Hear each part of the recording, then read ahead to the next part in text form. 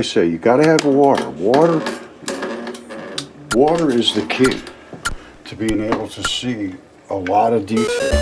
And when I first took the stuff out of the ground, you know, there was a lot of it was already out of the ground. There was no digging whatsoever to do. Some of it was still in the mud, and the stuff that was still in the mud came out. Literally, some of it bled, and I'll show you the ones that actually did bleed. But the blood was just everywhere. I mean, it was like a slaughter. Now, what is happening with that fingertip? That is one of these fingertips. Now, that's the side that's sealed off. You see it? This side here, sealed right off. That's the two side holes. The end hole here is sealed right off. However, the artery side blows right off. Blew right on. Blew right on. Blew right on. He's sealed up. They still have the tube in there. And inside there's little clamps that say once you go into the vein side to go back up, this is coming back to the heart. Once you go there, you can't go back anymore. This has no restrictions. All three of them, see? Boom, boom, boom. And what is the boom, boom, boom? Well, here's the boom, boom, boom. It is right here. They all have boom, boom, booms. Boom, boom, booms. Well, as far as I know, they all have two. Well, the artery comes down with red blood. Very fluid, very liquid, just runs right out if it can run out, just like this one did. All right, and it ran right out only on one side. Now, this one, the same thing, ran right out only on the one side, with all three of them. So what happened? I know how this was placed when he died. He died with this hand down like this, and the blood tried to force its way through, and it did. But the black never blows out, except one time. I have a toe from a giant that the black blew out, and it creates what's called bitumen. And when I show you what bitumen is, or maybe I already have, it's blood. Bitumen and all of the petrochemicals, 100%, are from bodily fluids or from biodegradable plants and so forth. They do have some of that same chemistry in it, but blood, that is the key. That's the stuff that you really can make hydrocarbons out of. And it sort of works its way over the course of a long time, under pressure, and as the molecules change, there's a lot of chemistry going on there. And pressure is a big factor. And then, of course, all the salts and all the different types of metals and everything that was in that bodily fluid, because it could have come from the heart, it could have come from the lungs, it could have come from the liver or the kidneys or wherever it was. You got these fluids everywhere. And so then you got all these different grades of petrochemicals, bitumens, and, you know, dirty oils and clean oils, and, you know, really, it's a variety of chemistry based on the pressures, pHs, time and duration, all that stuff. And basically what body part is started from. Alright, here's what I want you to look at. This black spot, and that right there, the reason this is black is because it's vein blood, it's black blood. And it's just, they very, very leak out very much at all. Now, that's the hole that it came from.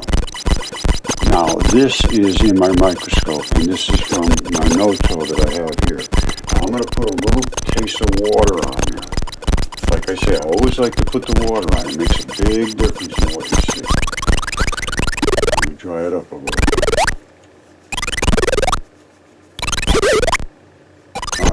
You see, but the red blood sucks this up like instantaneously. See all the red spots around here?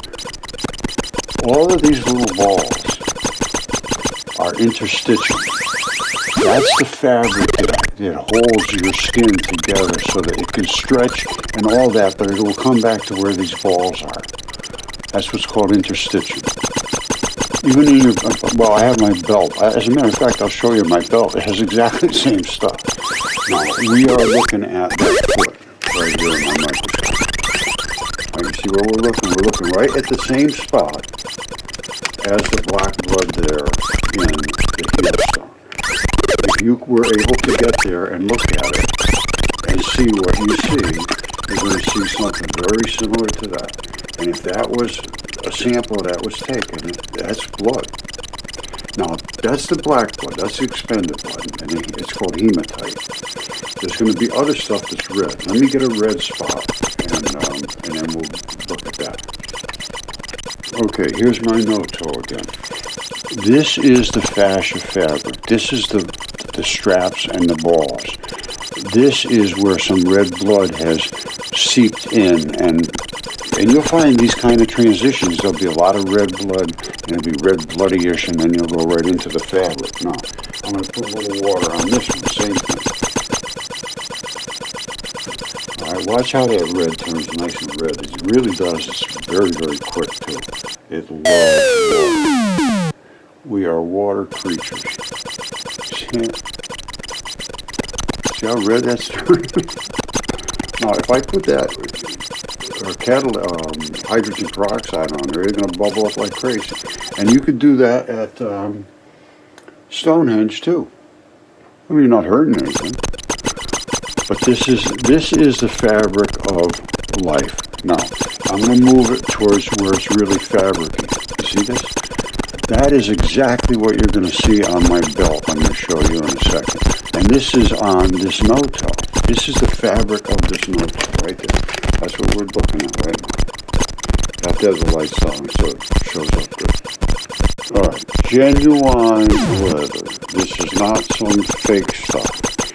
It's in the microscope. Right here, the microscope looking down. I gotta turn the lights on.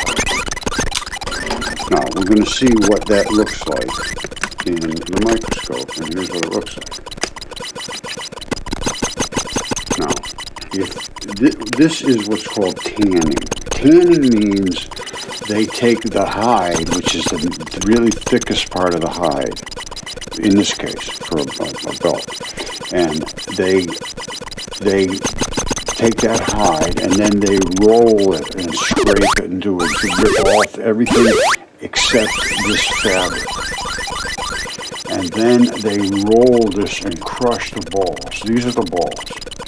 And they're everywhere. Some of them aren't completely crushed. Most of them are sort of like flattened out. And these are all these fabrics. And what are the fabrics? Well, they're big, long straps. They are literally pretty long straps. You don't see it there, but I'll show you how you can see it.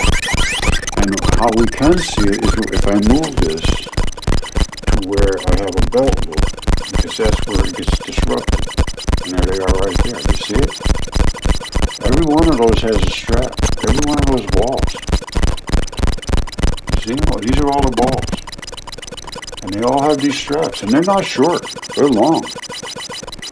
And this makes a very, very, very strong fiber. You know, a flexible belt. I mean, that's what leather's all about. And they do different types of leather, give you different types of structural support. Some are very fine leather.